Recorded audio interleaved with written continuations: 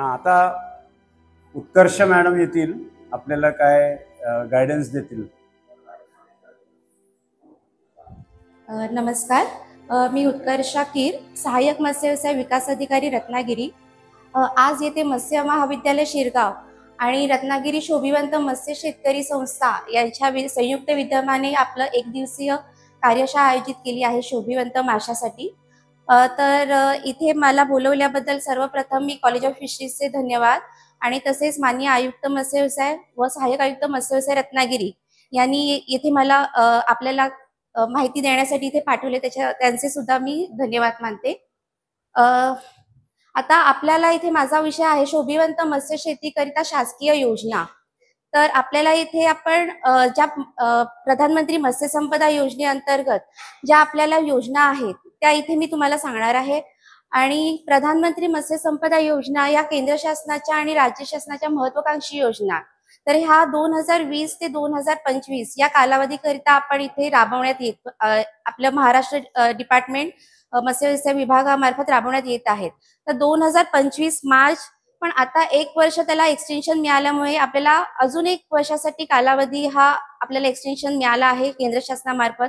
तर त्यासाठी आपण काही अजून जे आपल्या मत्स्य व्यावसायिक आहेत त्यांना आपण इथे लाभ घेऊ शकतो.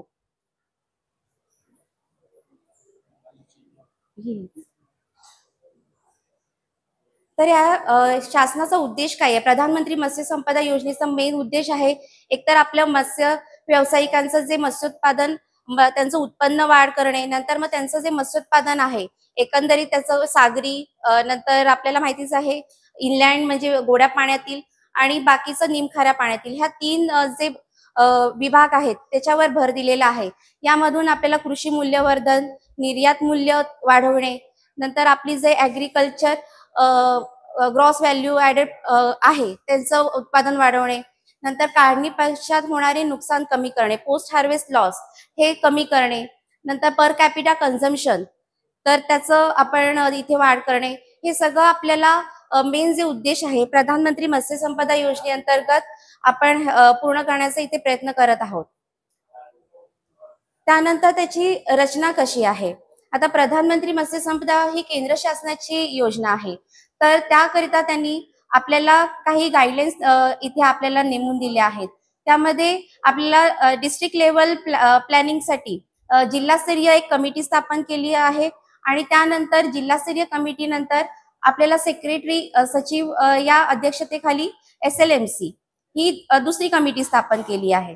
आपल्याला येणारे प्रोजेक्ट आता रत्नागिरी जिल्ह्यामध्ये मी तुम्हाला सांगते, प्रत्येक जिल्ह्याचं आपलं मत्स्य व्यवसाय विभागाचं प्रत्येक जिल्ह्यामध्ये कार्यालय आहे. तर त्यामध्ये ॲडव्हर्टाइजमेंट प्रमाणे आपण अर्ज सादर करतो. प्रस्तावासोबत आपल्याला जी मी आता इथे माहिती पॅम्पलेट सुद्धा आणलेलं आहे, प्रस्तावासोबत कुठल्या कुठल्या आवश्यक आहेत कागदपत्रे हे आपल्याला इथे आपण हिची माहिती घेऊ. त्यानंतर आपल्याला प्रधानमंत्री मत्स्य संपदा योजनेअंतर्गत ही जी जिल्हास्तरीय कमिटी आहे त्याचे अध्यक्ष जिल्हाधिकारी महोदय असतात आणि सहाय्यक आयुक्त मत्स्य व्यवसाय हे त्या जिल्ह्याचे त्याचे सदस्य सचिव असतात. तर अशी ही 8 जणांची कमिटी असते. जेव्हा आपल्याकडे आपला अर्ज ॲडव्हर्टाइजमेंट नंतर आपल्याकडे आपल्या कार्यालयामध्ये आपण सादर करतो, त्यानंतर आयुक्त जिल्हा कार्यालयामार्फत त्यांची स्क्रुटिनी होते. त्यामध्ये तुम्ही जो अर्ज भरलेला आहात त्यामध्ये कोणती डॉक्युमेंट्स जर कमी असतील तर त्यानंतर तुम्हाला ते कळवले जातात. अशी डॉक्युमेंट्स तुम्हाला प्रत्येक वेळी विशिष्ट कालावधीकरिता त्यामध्ये तुम्हाला अर्ज ते सादर करायचे असतात आणि त्यानंतर ही कमिटी अंतर्गत मीटिंग होते आणि यामध्ये तुम्हाला एक DLC मध्ये अप्रूव्ह होतात तुमचे प्रोजेक्ट. असे प्रोजेक्ट आपल्याला अप्रूव्ह झालेले प्रोजेक्ट आपण मुख्य कार्यालयाला पाठवतो.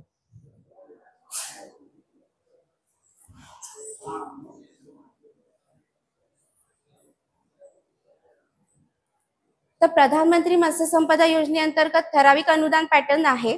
तर महिला, अनुसूचित जाती, अनुसूचित जमाती याकरिता 60% आपल्याला अनुदान मिळते आणि सर्वसाधारण लाभार्थ्यांकरिता 40%.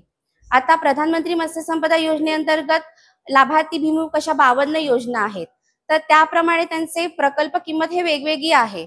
म्हणजे अगदी लहान मत्स्य बीज केंद्रापासून आपण काढणी पश्चात जे आपण कोस्टल लॉस साठी जे वेगवेगळे कोल्ड स्टोरेज आहेत, शीतगृह आहे, बर्फ कारखाने आहेत, असे वेगवेगळ्या 52 स्कीम यामध्ये आहेत. तर प्रत्येक प्रकल्प किमतीनुसार 60% आणि 40% ही आपण अनुदानाची रक्कम आपण लाभार्थ्यांना दिली जाते.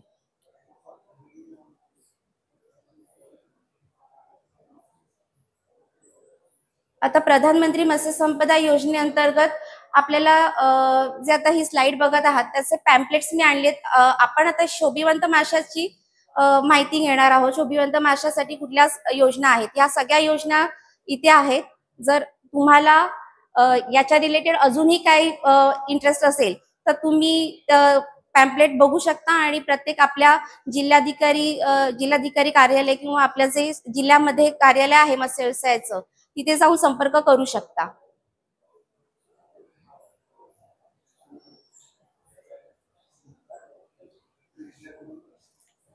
आता शोभिवंत माशाचे संगोपन या अंतर्गत आपल्याला इथे 5 योजना दिलेल्या आहेत प्रधानमंत्री मत्स्य संपदा योजनेअंतर्गत. त्यातली एक पहिली योजना आहे परसबागेतील शोभिवंत माशाचे संगोपन. तर ही एक छोटी योजना आहे, अगदी छोटी, घरी सुद्धा आपण करू शकतो. त्याच्यामध्ये आपल्याला फक्त 300 स्क्वेअर फीट जागेची आवश्यकता आहे. कारण का ही अगदी महिला असेल, अगदी तिला स्वतःचं घरचं सांभाळून सुद्धा एक छोटी उद्योजक म्हणून तिला शोभिवंत माशाचे संगोपन या 3 लाखाची प्रकल्प किंमत आहे त्याची. आणि शासकीय अनुदान आहे अनुसूचित जाती जमाती आणि महिला यांच्याकरता 1,80,000 आणि सर्वसाधारण लाभार्थ्यांसाठी आहे 1,20,000. तर उरलेली जी रक्कम आहे तर ती एकतर स्वखर्च असेल किंवा बँक फायनान्स असेल तर ती लोन म्हणजे जे अगदी लोन सुद्धा करू शकते किंवा जर तिची ओन कॉन्ट्रीब्युशन असेल तर ती सुद्धा ती करू शकते. फक्त महत्वाची गोष्ट इथे ही असणार आहे की तिला जी आवश्यकता असेल ती जागा तिचं घर असेल तरी पण तिला त्याच्यामध्ये तिच्या नावावर असली पाहिजे. जर महिलेला लाभ घेण्यासाठी ही महत्वाची अट आहे, तिच्या नावावर ती जागा असली पाहिजे. आणि त्यानंतर दुसरी स्कीम आहे मध्यम शोभिवंत माशाचे संगोपन. आता ही स्कीम थोडा जास्त जागा आपल्याकडे असेल तर त्याच्यासाठी आहे 8 लाख रुपये आपली प्रकल्प किंमत आहे आणि त्यासाठी एक 150 स्क्वेअर मीटरची जागा आवश्यकता आहे आपल्याला. तिसरी स्कीम आहे एकात्मिक शोभिवंत मत्स्यपालन युनिट. यामध्ये आपण ब्रीडिंग आणि रेअरिंग दोन्ही करायचं आहे. कारण का 25 लाखाची प्रकल्प किंमत आहे.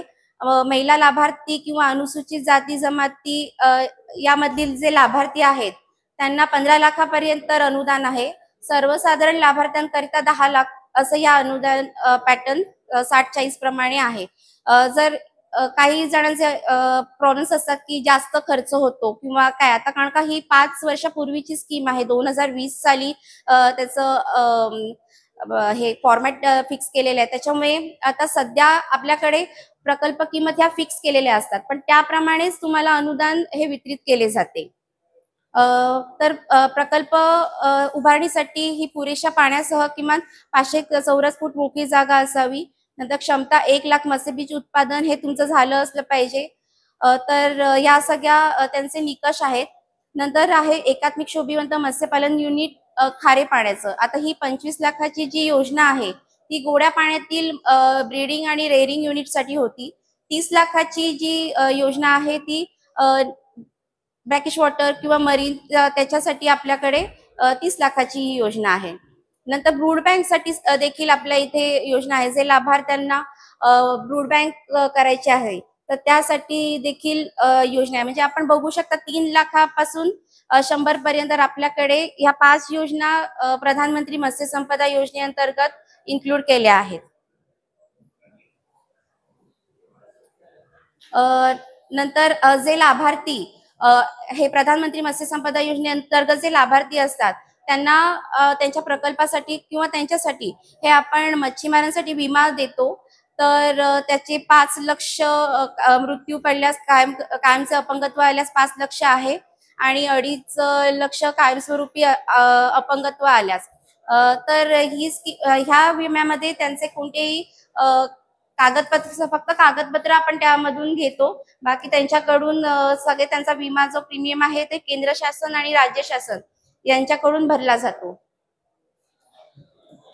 नंतर जी आता दुसरी स्कीम आहे प्रधानमंत्री मत्स्य किसान समृद्धी सहयोजना, यामध्ये ही जी मेन योजना आहे त्याचा लाभ घेण्यासाठी आपल्याला national fishery digital platform NFDP यावर रजिस्ट्रेशन करणं महत्वाचं आहे.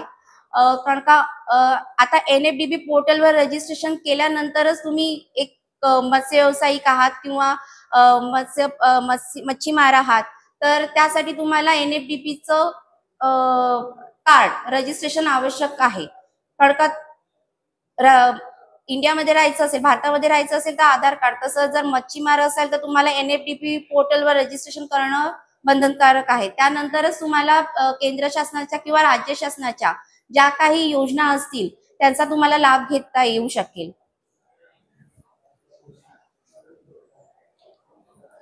ठीक आहे, धन्यवाद.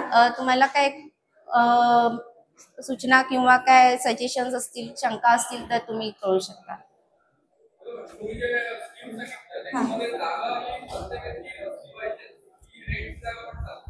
हा, रेंट सुद्धा चालते, पण 10 वर्षाचा आपल्याला रजिस्टर लीज अग्रीमेंट करावा लागेल. हा, सॉरी, हा,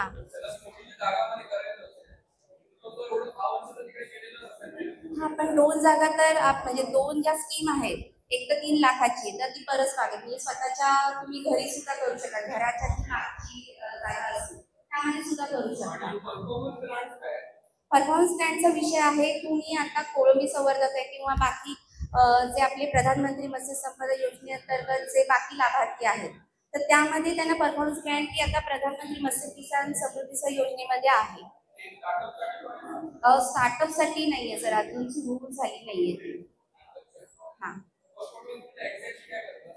ऍक्च्युली आता फक्त स्कीम आहे ती सेंट्रल गव्हर्नमेंटच्या त्यांच्या गाईडलाईन्स आलेल्या आहेत, आपल्या महाराष्ट्र गव्हर्नमेंटच्या यायचे त्यांच्या. त्यामुळे पर्टिक्युलर तुम्हाला ज्या काही आहेत म्हणजे 25,000 त्यांचे मिनिमम आणि मॅक्झिमम एक 1 लाख पर्यंत आहेत, पण ते टर्म्स अँड कंडिशन ती अजून म्हणजे निश्चित व्हायचे त्यांच्या.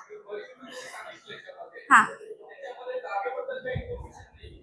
हा, त्यांची तुमची जी कॅपॅसिटी आहे त्याच्या म्हणजे प्रोडक्शनची, त्यानुसार तुम्हाला ते अनुदान असतं आहे. नाही, घरामध्ये नाही, कारण का घरामध्ये एवढं 1 लाख जे आपलं उत्पादन आपण म्हणतोय तर ते तेवढं घरामध्ये नाही होऊ शकत. तुमचं घर केवढं मोठं त्यावर डिपेंड आहे.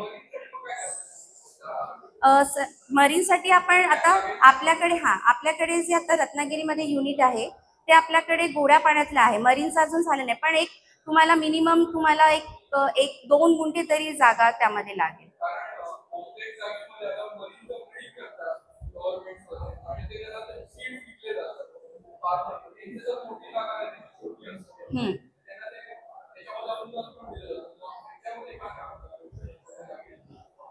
छोट्या, मीच सांगितलं ना, छोटी जागा आता त्यामध्ये त्यांनी सांगितली नाहीये. छोटी जागा परसबागेसाठी आहे आणि यासाठी आहे. यानंतर तुम्ही किती प्रोडक्शन घेताय त्यावर आहे ते डिपेंड.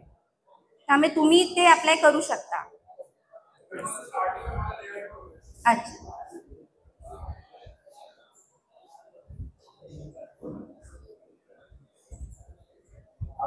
प्रश्न आहेत का मॅडमला? आता पुढचा कार्यक्रम घेऊ आपण. किसान क्रेडिट कार्ड नाहीये, प्रत्येक जिल्ह्याचे नॉर्म्स वेगळे आहेत, कारण त्यांचे जिल्हाधिकारी 4% इंटरेस्ट आणि म्हणजे ऍक्च्युअली आहे 7%. जर तुम्ही 20 कालावधीमध्ये तुम्ही फेड करत असाल तर तुम्हाला 4% हे तुम्हाला व्याजदर परत मिळणार. नाही, आपल्या जी बँक असेल तिथे ऍप्लिकेशन करू. हो, बँक 7% देणार आणि 4% आहे ते सबमिशन असेल. हो, किसान क्रेडिट कार्डसाठी NFDP सर्टिफिकेटसाठी. हो, थँक्यू. Thank you madam. आपण श्री सरांना बोलू. मॅडमला सन्मानित करण्यासाठी पुष्पगुच्छ देऊ.